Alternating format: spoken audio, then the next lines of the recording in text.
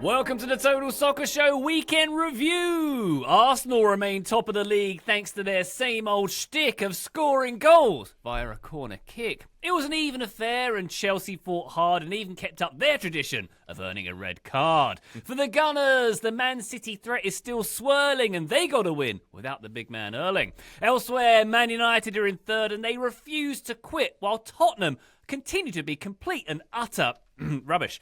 In Germany, Dortmund turned up in Der Klassiker and made their case, but then they fell behind and we no longer have a title race. And in Italy, we all thought Roma and Juve would probably draw, and they did, but it was anything but a bore. My name's Ryan Bailey. Joining me today, hello, the Taylor Rockwell. How are you? Hello, the Ryan Bailey. I am doing well. I am excited to be here. I watched a lot of soccer this weekend. We always watch a lot of soccer for Weekend Review. I feel like even more so this weekend with MLS being back with so many different interesting games going on. And I'm excited that you've encapsulated them all quite well, as usual, Ryan. So I guess show's done. Thank you so. Yeah, indeed. Yeah, we always do aspire to wrap this thing up after 5 minutes, but Yep. We'll see, Taylor. We'll see. The watching of additional games, is that a good thing for you? Does that mean less family time for you? How does that fit into the Rockwell? As the Patreon will attest, no, it meant building my children a fort and making them nachos so that I could then watch the game in relative tranquility. They're slowly getting more into soccer. Slowly. I think it is mostly just an opportunity to get daddy to do things that he won't otherwise do to distract them for a little bit of time. So it's a good, symbiotic relationship in our house. But no, it did mean that I got to watch games as they happened. Normally, I'm sort of trying to avoid my phone to keep things fresh. This time I got to watch things live, and it was very enjoyable. Very nice. My children still have a relative disinterest in the beautiful game. My eldest is on the soccer team now and trains every day, and that's great. I'm really enjoying that. The Charlotte FC Opener coming up this weekend. The conversation went as follows. Would you like to go to the Charlotte FC Opener? Last year's was fun, wasn't it? Sure. Will they have donuts? Yes. Okay, then we'll come. I mean, that is the key question of any footballing match. Will they have donuts? Will there be concessions? And if so, then I'm in.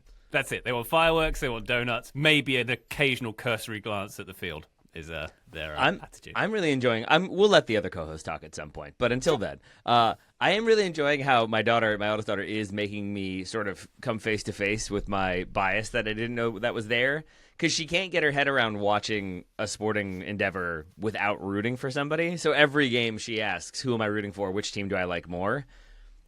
And I've tried to explain, no, I'm just watching. I just want to see what happens. There's interesting players or whatever.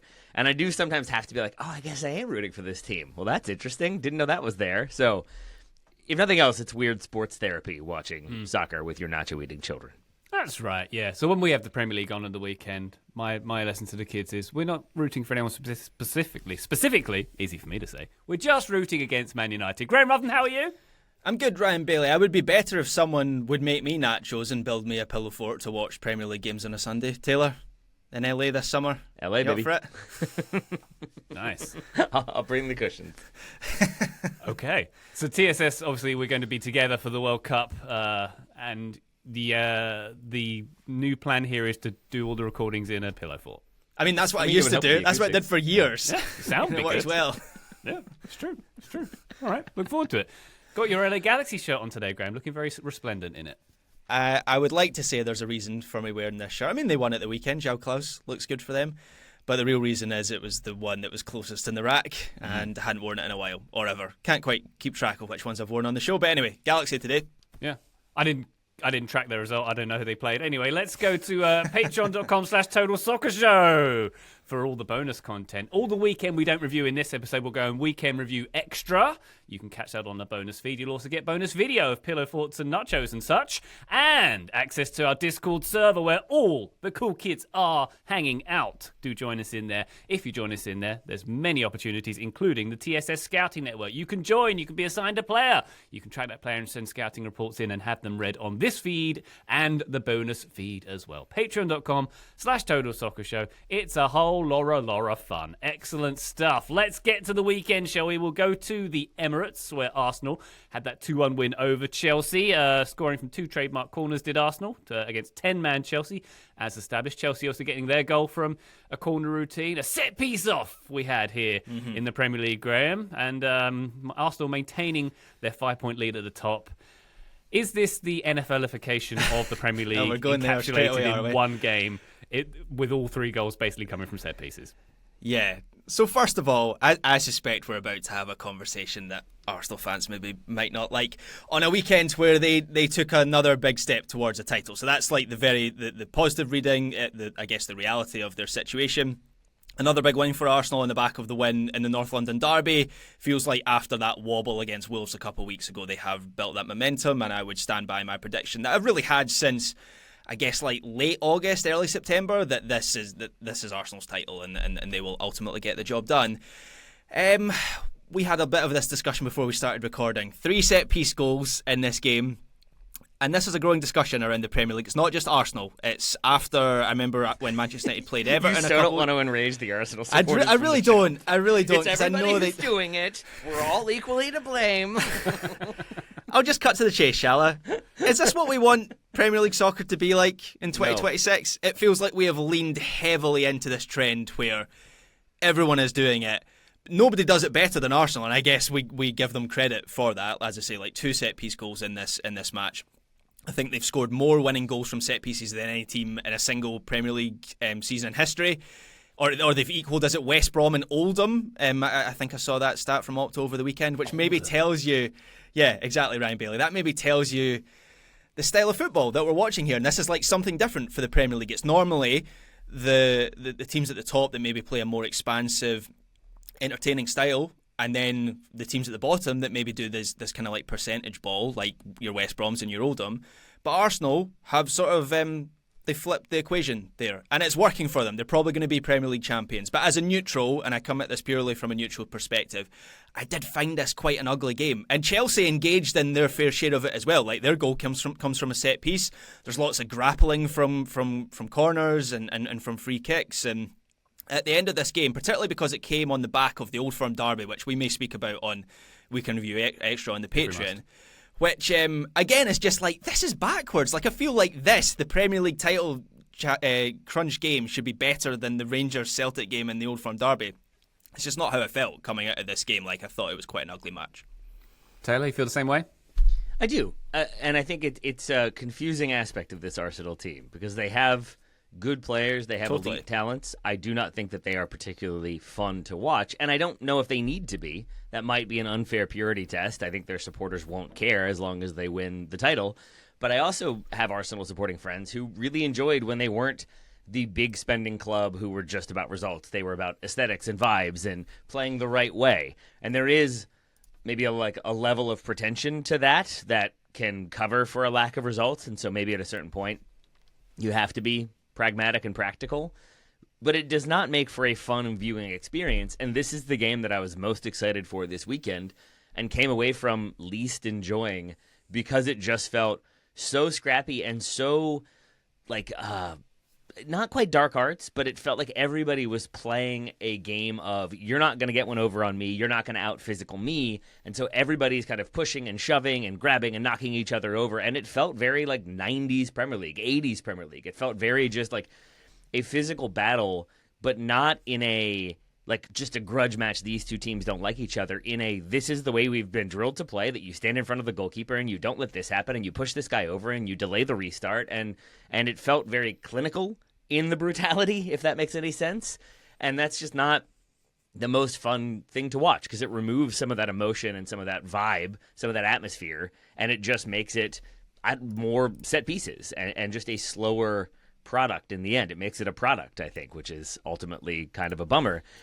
And I say that echoing Graham's sentiment that, like, I know this isn't what Arsenal fans would like to hear or want to hear or even care to hear.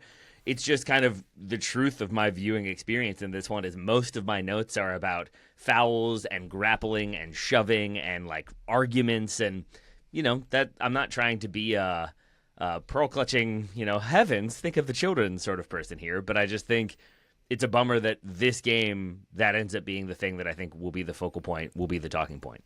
With the set piece thing, Graham, is there a dichotomy going on here? Because as soccer fans, we've been trained since a young age to get excited when your team wins a corner, but also to know that traditionally it's actually a pretty low percentage play, that corners don't very often result in goals. And now we found a team who've essentially cracked that code. Why are we not excited about that? because it feels like some sort of glitch in soccer has been exposed. I likened it to, this was a discussion we had before we started recording, and I'm speaking from a point of ignorance here. I know very little about basketball, but as I understand it, Steph Curry comes along in basketball and completely changes the game of basketball, where he can just slam it in basically every time from the 3-point line. And that changes the equation of that sport entirely. Feels like Arsenal have figured out something similar, where if you just crowd the goalkeeper and you have someone who is good enough, and that's key to it, right? Arsenal have, I would say, the two best set-piece takers in the Premier League in Declan Rice and Saka. It doesn't work if you don't have them slinging those whipped crosses into pinpoint areas of the box.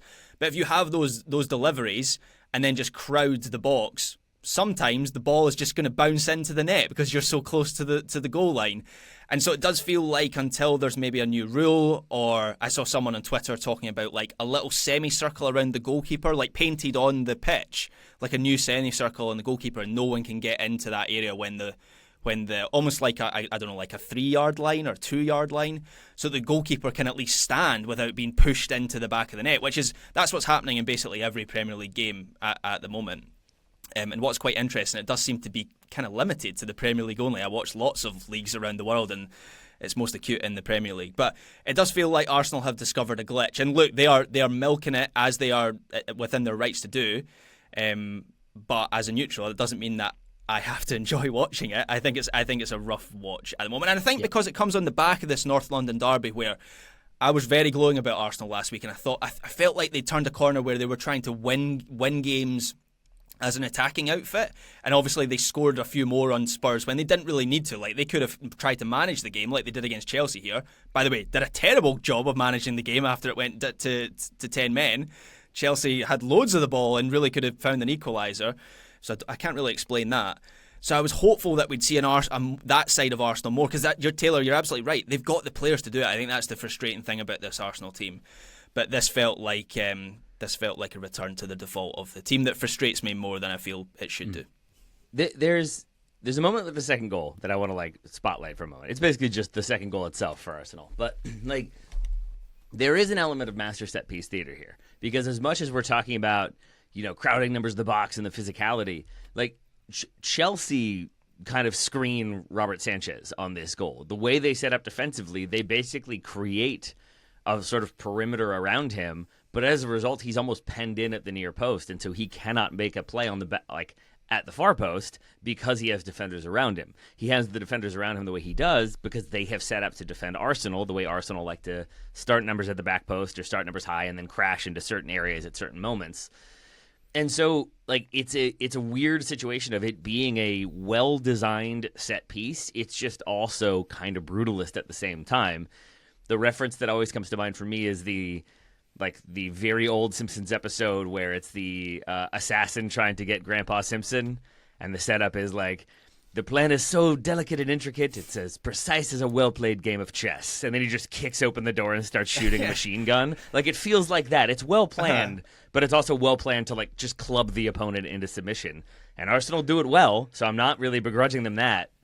It just feels, when it's a kind of brutalist set piece as opposed to this really well-crafted tiki-taka set piece, it feels like it's kind of missing the point. It feels more NFL, I guess. I love the Simpsons analogy, Taylor, because I think that's totally true. Nicholas Jover is on the sideline, and clearly he's had an influence. I'm not trying to deny that, because when he comes in, Arsenal set pieces go through the roof.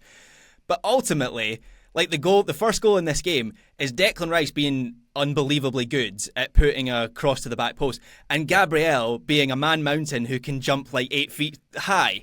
And so, I don't really know how much orchestration has gone on there, other than just you be really good at putting a ball into the box, and you be really good at winning a header, and it'll end up in the back of the net. And fair play to Arsenal, they've got players who are better than other players in the league. That's a Harry Redknapp team talk you've just given there. Congrats. It is indeed, yeah. But I mean, Graham, I think you're about to say this or make this point, so I apologize for preempting it. But in that, there is unique and incredible ability, right? It is the accuracy of that service. It is that leap.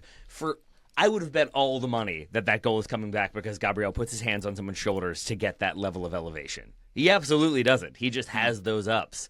And so there are unique and rare abilities in this Arsenal team that come to play in these set pieces.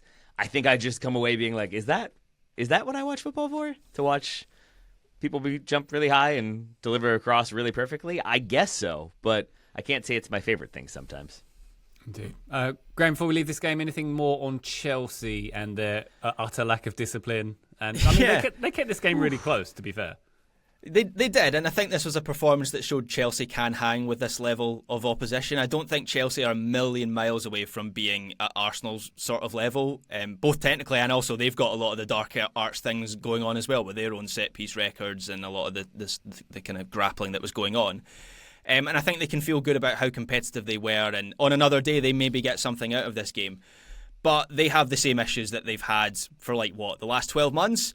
And we all know what those issues are. One of them is Robert Sanchez. It's amazing how Chelsea have spent the GDP of a small country on transfers under Todd Boehly these last few years and still have Robert Sanchez as their starting goalkeeper. He just flaps at everything, which is not ideal when you're playing this Arsenal team when they're putting everything into the 6-yard box. It's like it's like baby-proofing your whole house and leaving one outlet open. Like, that can't possibly come back to haunt me. And you turn around 2 seconds later and there's a toddler with a fork, just must. That does feel a little bit like Robert Sanchez at times. It's like the Death Star. We have spent billions building this planet, but if you shoot it in this one specific place, the whole thing will blow up. That's Robert Sanchez. Can we get a piece of plywood on that or something? But this has been a consistent complaint of mine and other people's. He just makes way too many errors. Even on the ball, that's always the argument, is he's better on the ball. He almost gives up a goal in this game in the early exchanges straight to Gyökeres, who tackles him on the edge of the box, and he gets away with it. So he's one issue. Another issue is they still haven't figured out the wide areas. Pedro Neto isn't consistent enough, even when he's staying on the field. And in this game, they moved Enzo Fernandez out to the right side for the second half, and he's really good at progressing the ball from that area. I quite like Enzo Fernandez in that role. But he's not a natural winger. And then when you move him out to that area of the pitch, they don't really know what to do with Cole Palmer, and it's difficult to get Fernandez and Palmer into the same team because they play a similar role. And then the final big issue is another one we all know, ill-discipline. 9 red cards in all competitions this season, 7 in the Premier League. And actually, Chelsea have gotten pretty good at playing with 10 men, as they did in this game, where they had lots of the ball and had opportunities to. By the end, Arsenal kind of had David Raya pulling out a couple saves to keep them ahead. But, and this is a revelation, it is easier to win Premier League soccer matches with 11 men than 10. So that's another thing that we just had more confirmation of in this match, that these are the things that are holding Chelsea back. Here we go. That's the kind of insight you come to Total Soccer Show Indeed. for. Indeed. Very good. Let's take a quick break. We're going to park the Premier League for a second, come back to it later, because after this break, we're going to go to Der Klassiker. Let's see what happened in Germany in a second. Total Soccer Show, welcome back to the weekend review. We go now to the Westfalenstadion, where Borussia Dortmund took the lead in Der Klassiker. And, oh, no, it's gone. Bayern Munich getting a 3-2 win at Dortmund in this one. Another brace for Harry Kane. Kane has scored 2 goals or more for the 4th consecutive game. 45 goals in all competitions this season. That was up to February on Saturday. Wow. And they've got an 11-point lead at the top of the Bundesliga. Do Bayern Munich. Taylor, are we bowing down to our Bayern Munich overlords at this point? Is there any way back for anyone else here? Yeah, Graham said he predicted Arsenal to win the title in August or September. I actually predicted Bayern to win the title this year, last year. So, kudos to me. Yes, I think this is definitely going to be Bayern's year again. And they made it look comfortable, even as they themselves didn't look as sharp as we've seen them look at times this season. I think Graham has some points on that one, so I won't steal his thunder too much. I would just say that even with them at times not looking at their absolute best, it still felt for all the world like, even when Dortmund go ahead, even when Dortmund pull one back, it just sort of felt like, I don't know. There's enough about this Bayern team. They're spotting openings. They seem completely unaffected by going 1-0 down, and they largely were. And if anything, it felt like they were waiting for the challenge to then have the fight back, and that's exactly how this game played out. I think Dortmund played a good game and a smart game and dealt with injuries, all of them to Emre Can, over the course of the first half. I don't know how many times he got hurt. Credit to him for trying to play through. I'm going to assume it is a bad injury because eventually he does stay down and looks like he can't actually move. But they have to make adjustments. They're already dealing with injuries. They're already dealing with some underperforming players. They still battled, worked really hard, tried to get the results. It's just that Bayern are sort of that unstoppable machine at times, and this was more of an example of that.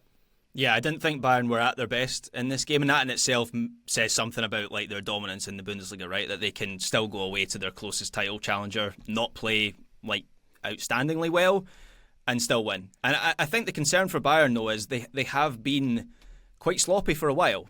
They were absolutely outstanding for the first half of the season. Weirdly, it seems like since they've come back from their winter break, when you would expect them to be kind of refreshed, they've been a little bit off it. And I don't know if they're tired. They obviously play a high intensity game, so even a little drop off I think can be really impactful. And I think we might be seeing that in how opponents are finding it easier to get through the first line of confrontation. That's certainly something I felt in this match. And then if I cast my mind back to the first half of the season, it didn't feel like that was happening. Like Bayern defensively and in their midfield were a lot stronger because they were stopping opponents higher up the field. And now we're seeing some of those defensive transition weaknesses from last season come to the fore again. And so I think even just a little drop off in intensity might explain that.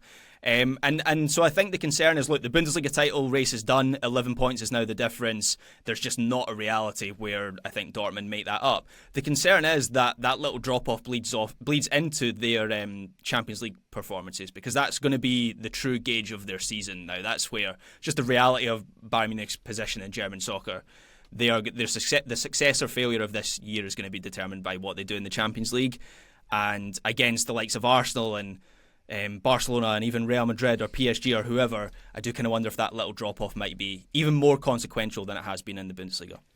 There's a little bit of last season's Inter Miami about this Bayern team. I think the kind of talking point about Inter Miami last year was basically that, like, if you can make it through the first 30 minutes, they have older players, they get tired, and then you can find some success. But they're going to come out like strong at you, strong on the ball, try to make something happen really early and often. And if you concede early, chances are you're not coming back. If you can kind of hold on for those 30 minutes, then maybe opportunities will open up. And I'll say that I think through 20 minutes, the stat they had on the graphic was, in terms of ball recovery time, it was 19 seconds from losing possession to regaining possession for Dortmund. It was 8 seconds for Bayern Munich. That is how intense that press was that Graham talked about. They were really causing Dortmund issues higher up the pitch, but then I think they do get a little bit tired. I do think that they sort of aren't able to engage as quickly and as high as they want, and then ultimately it is kind of a direct break through Adeyemi and then a free kick that leads to the opening goal, and I think they're on their heels a little bit. So I think there is vulnerability there. You just have to be able to press that advantage literally and figuratively if you are the team that's taken the league, and you have to have the talent to kind of see that out. And in this game for Dortmund, you don't have Bensebaini starting. He comes in. He doesn't make obvious mistakes like he did in the Champions League. Instead, he seemed to have done a tag team high five to Nico Schlotterbeck, who could have gotten a red card in the first 5 minutes of this game. He comes in over the top of the ball, makes contact with the shin.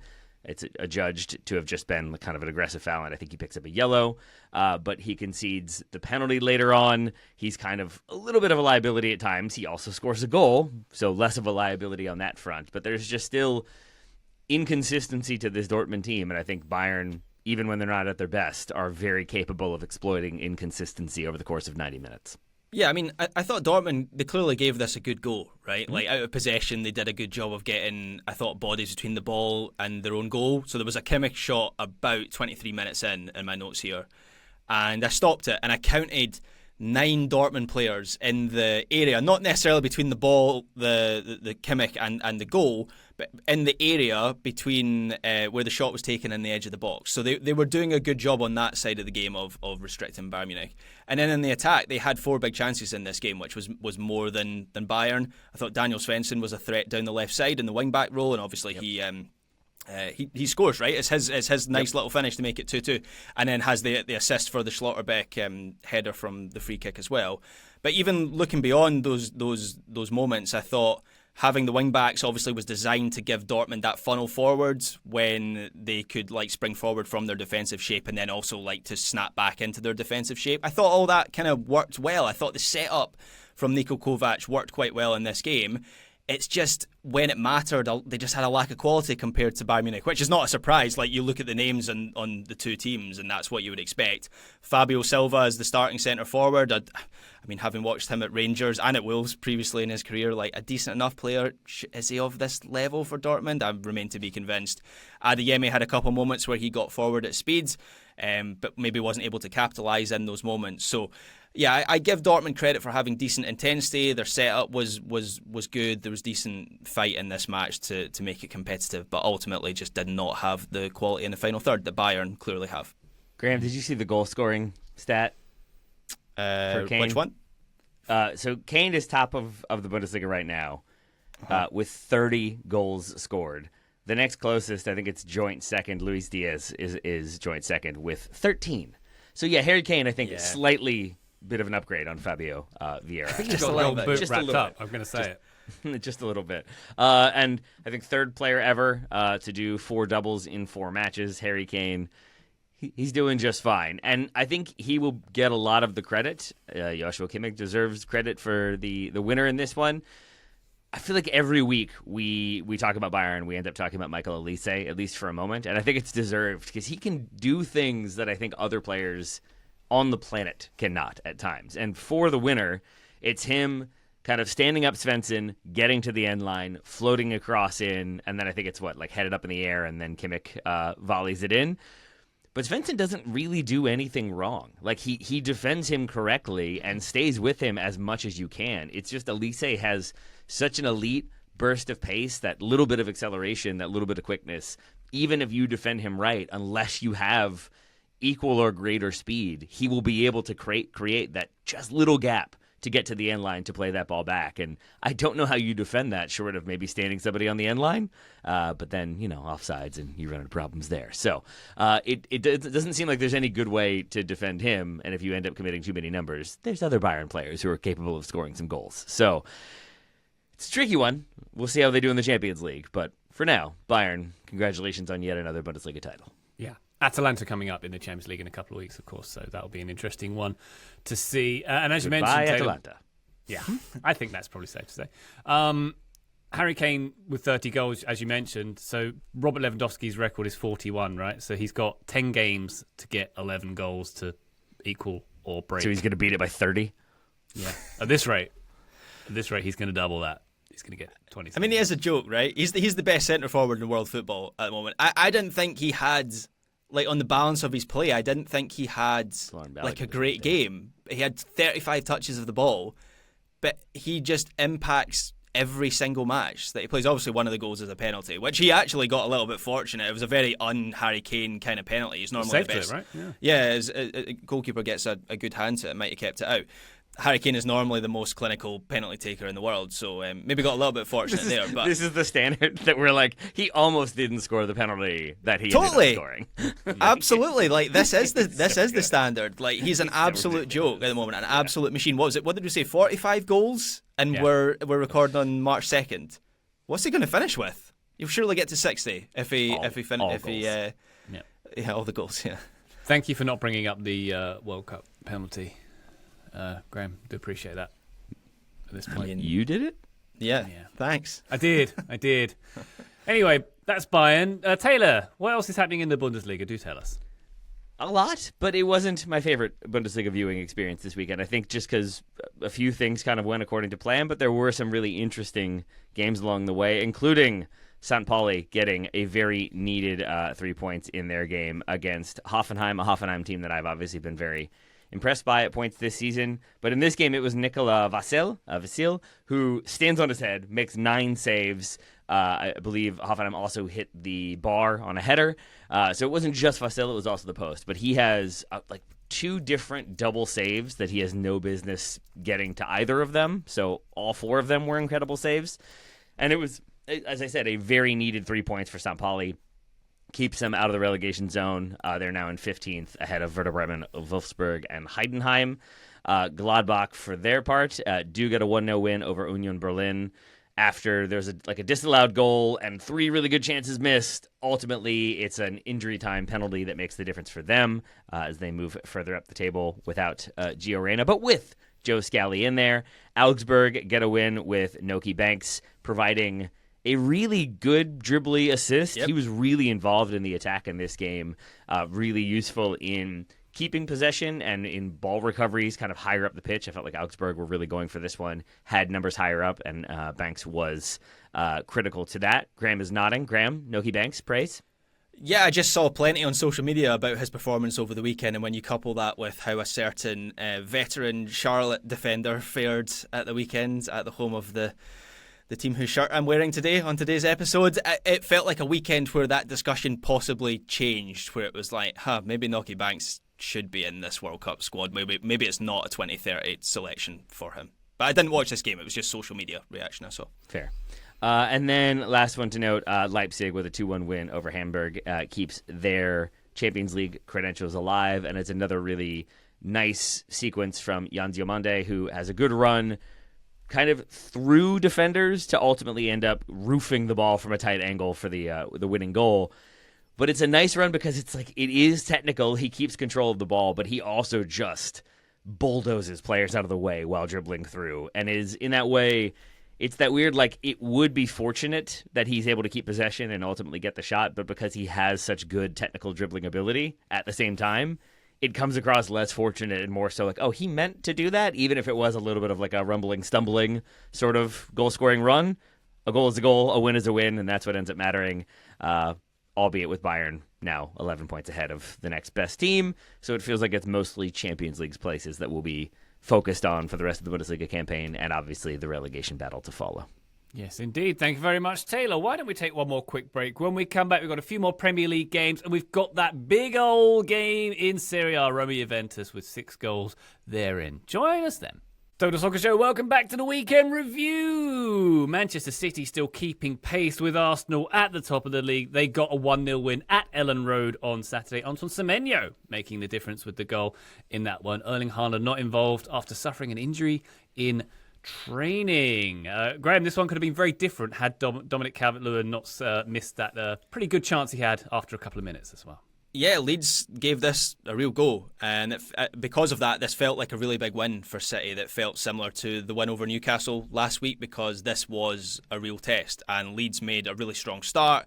They came out and played at 100 miles an hour, and they were pressing City high up and forcing them into mistakes, and as you say, Ryan Calvert-Lewin had that golden opportunity really early on that was set up for him by Brendan Aronson.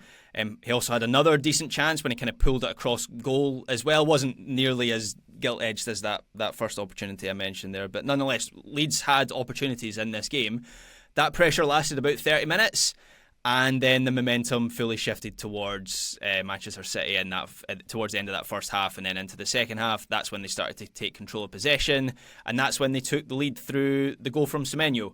And it was a brilliant goal as well. It was a pass and move sort of goal that involved Aït-Nouri and Cherki, and then Semenyo has the close range finish.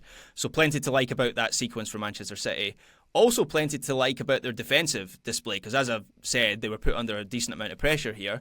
And I thought one of the biggest things for City was how well Diaz and Mark Guéhi are now playing together as a pairing. I thought they were brilliant, and they had to be, because as I say, Leeds had opportunities in this game.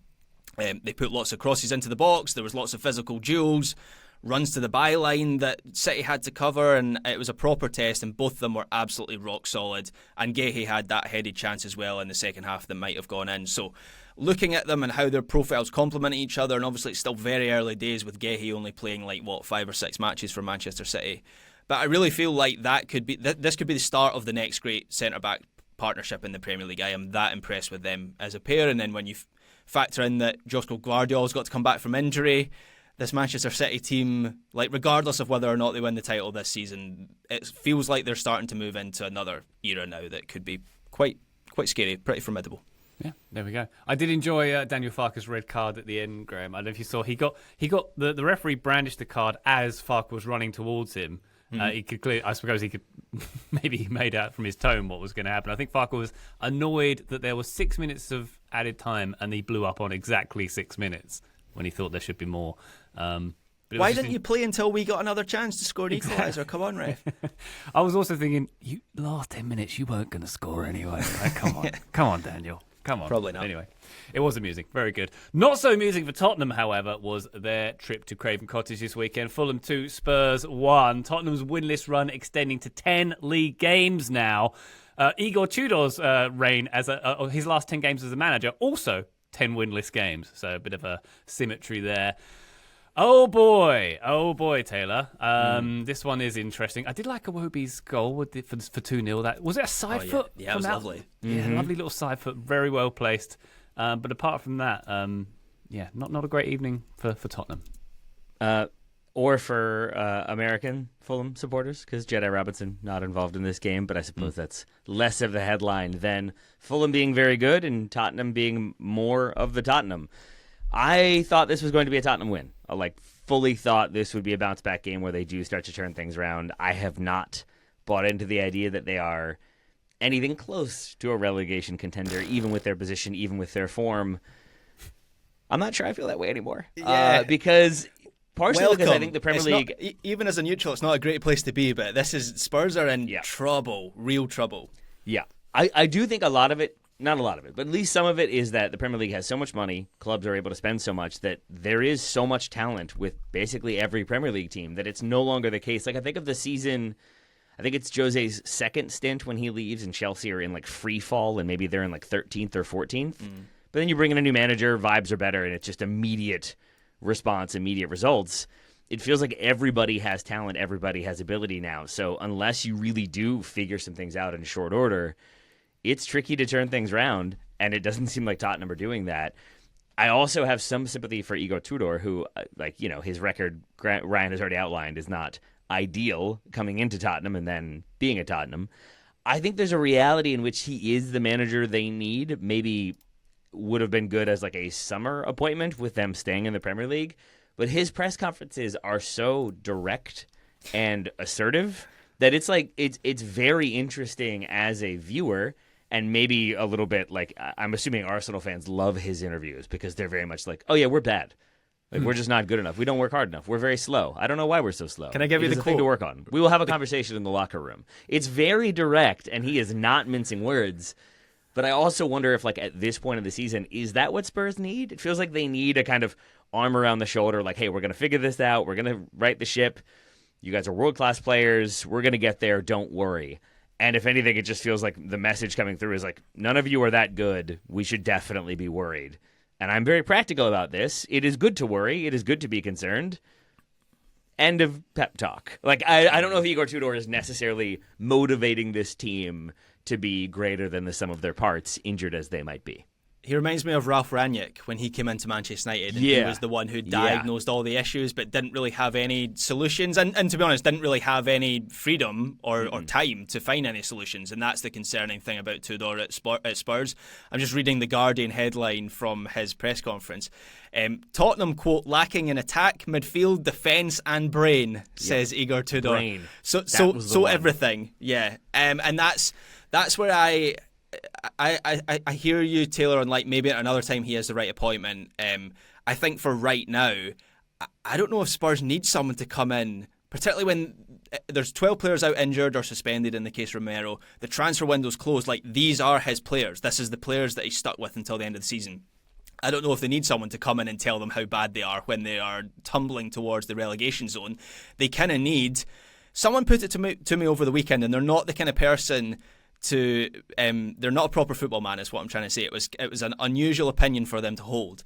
They made the point to me that they would rather, if they were a Spurs fan, have Harry Redknapp in charge of this team right now than Igor Tudor. And I thought, yeah, maybe, actually, because this is not going... I said this was Tottenham's biggest game of the season on the weekender, and the reason for that was I was looking for any kind of reaction from these players. And I know once they made the changes and Matthias Tell was quite positive coming off the bench, and Richarlison as well did Richarlison things, that first half was abysmal when they were 2-0 down and Fulham were cruising and they had an opportunity through Harry Wilson, or was it Smith Rowe, to make it 3-0 when the game would have been done there and then. Yeah, I think Spurs are absolutely in a relegation fight. They're scrapping for their lives, and I'm not convinced they're going to have enough to stay up. Yeah. Tottenham with 29 points, 4 points above West Ham in 18th at the moment with 10 games to play. And Nottingham Forest sandwich between them on 27 points as well. Oh boy. bumpy ride for Spurs fans as we go in the final leg. Why did Big Ange do this to them? That's clearly the problem here, and I'd like you to defend him. He's having a great time right now. Although, I don't know, both of his teams are in a relegation, or his former teams are in a relegation fight, so at least he's got that second season trophy to show for it. Yay. Tottenham should just get loads of set pieces and score them. They should do that. They should do that. Why haven't they done that? Well, if people would stop shoving them in the back, maybe they could. It seems to happen every week. Yeah. All right. There is plenty more Premier League to get to. We're going to do that a weekend review extra, including Liverpool scoring 5 goals, a great result at Everton, at Newcastle, Man United getting another win, much more. Join us on the bonus feed for that. But for now, we go to Italy. Roma 3, Juventus 3. Good comeback here from Juventus, bouncing back from 2 goals down to draw this one, with nearly the last kick of the game as well. Taylor, Roma were up 3-1 after 65 minutes. I very much enjoyed the first 2 goals of this game as well. Wesley with the opener for Roma was brilliant. And then Conceição with a goal of the season contender, the diagonal absolute thunder something shot into the top. Howler? Thunder Howler? Thunder Howler, thank you. Thunder Screamer? Yeah. It was good. I genuinely couldn't tell if you were actually frozen there for a moment or just dramatically I was in my brain. Maybe both. Yeah. Yeah. Tough to recall 2 opening goals being that high degree of difficulty because the Wesley one is a beautiful curler from distance with kind of the speed behind it. So you get the bend, you get the trajectory, you get the slap as it hits the net. But then Conceição said, hold on 1 second. Let me show you how it's done. I don't know how he gets his hips over this ball to be able to hit it the way he does.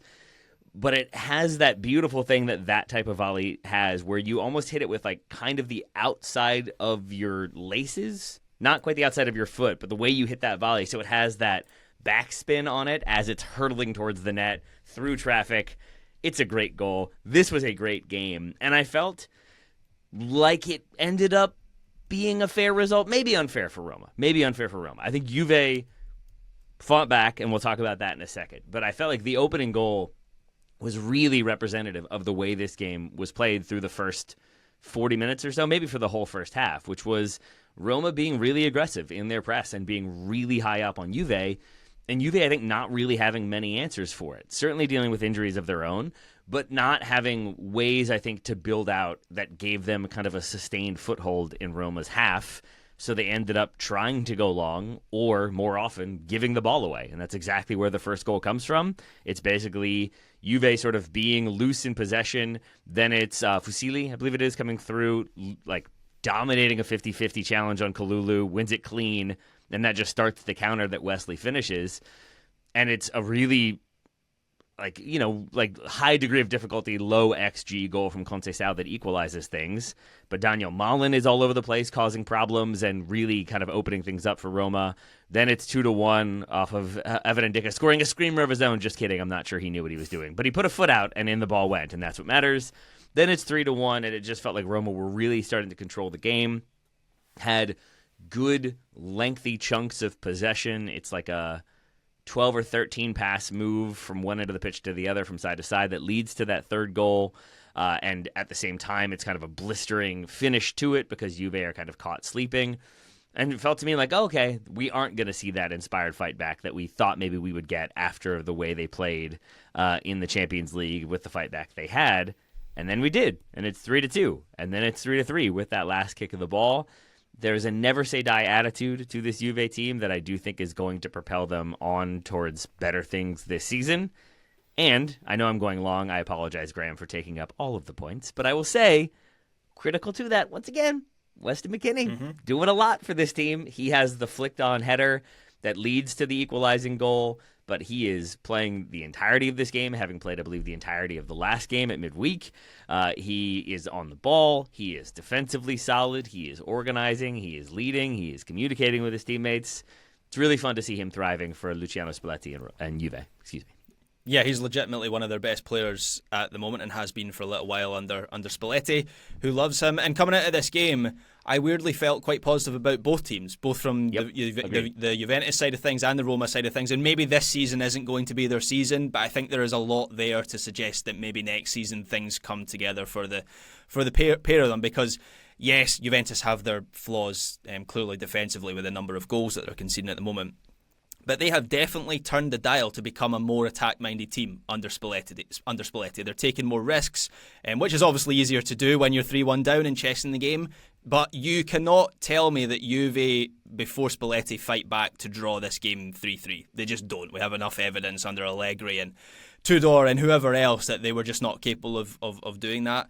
So I know Juve aren't really getting the results at the moment, but I still see progress from them, at least in the attacking third of the pitch. And I do wonder what next season looks like if they get their summer transfers right. And I think similar of Roma, one of the transfers they've got right recently is Daniel Malin, who was excellent in this game and has been excellent in general since joining Roma in January. They needed an attacking difference maker. They'd kind of struck out on a couple. Leon Bailey, Evan Ferguson as well, hadn't really hit at Roma on loan.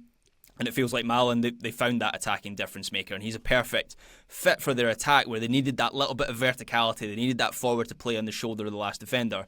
And Malin is so good at doing that, like he showed for his goal to make it 3-1.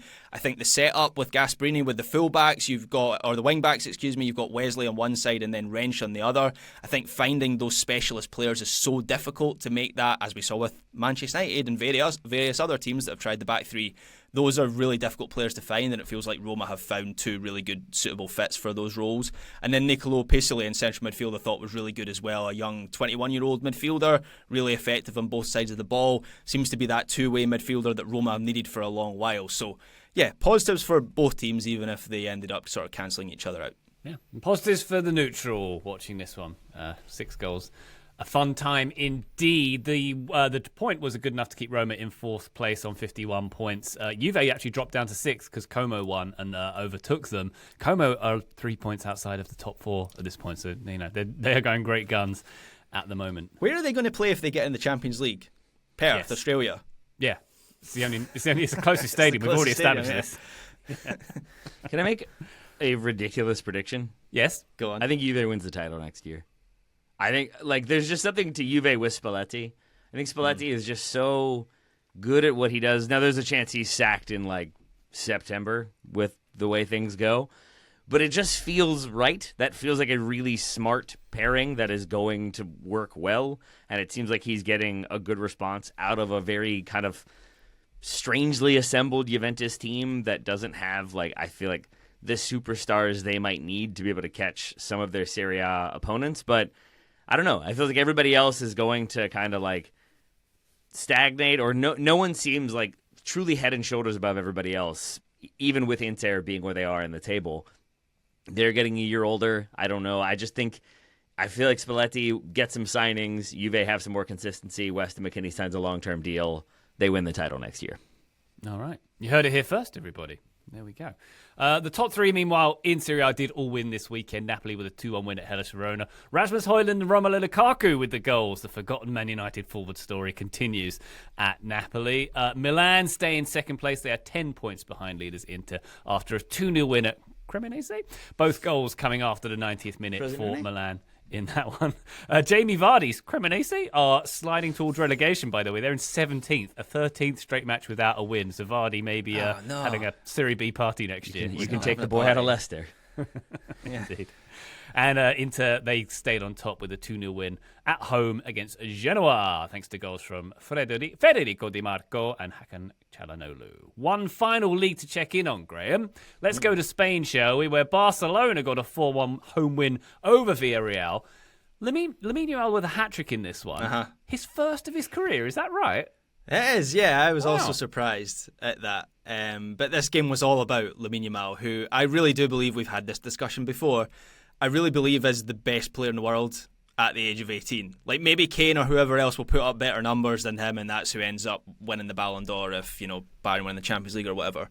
But nobody else can do what Lamine Yamal does on basically a weekly basis, and even by his usual standards, this was a sensational performance. The second goal is one of the goals of the season, where he makes 2 Villarreal defenders, thankfully not Alex Freeman, who didn't feature in this game, but he makes them look absolutely stupid by dribbling past them inside the box in a tight area, and then the finish is a rocket into the top corner. And it's almost like an Arjen Robben sort of thing with Lamine Yamal, where everyone knows what he's trying to do when he gets the ball in that area on the right side, but you just can't stop him, because as soon as you press him, he dribbles past you or nutmegs you or whatever, if you stand off him, as I've said before, he's one of the best long-range shooters in the world, and he'll ping one in from 30 yards out. So you can't stop him. I thought Barcelona were fine in this match. They controlled a lot of the ball. The high line was a problem at times. Garcia got caught off his line once when Jose Perez probably should have scored. So it was all very customary things for Barcelona. But Lamine Yamal was the reason this ended up being a thumping. He was the reason it ended up being 4-1. He's just on another planet at the moment. He is indeed. Barcelona 4 points clear at the top. Real Madrid host Getafe tonight as we record. That's it for the weekend review on this feed. Weekend review extra will be on the bonus feed with Premier League games, the big firm. I always call it the big firm, the old firm, and much more on that feed. Do join us there, patreon.com/Total Soccer Show. But for now, Taylor Rockwell, thank you very much indeed for the noises that have come out of your mouth in the last hour or so. That's a nice way to call talking. Thanks, Ryan. Call it how I see it, Taylor. Thank you very much, Graham Rutherford. Thank you, Ryan Bailey, and apologies to all the Arsenal fans who are undoubtedly going to... Don't worry, they turned off immediately. They did, yeah, thanks. Except for the ones on YouTube who have left scathing indictments of our character, looks, disposition, intellect. And those are my favourite ones. All fair. Yeah, North London doesn't love this podcast. No. Let's just say that much. But anyway, we hope you did, listener, North London, regardless. Do join us on the feed very shortly. That's it for now. Bye!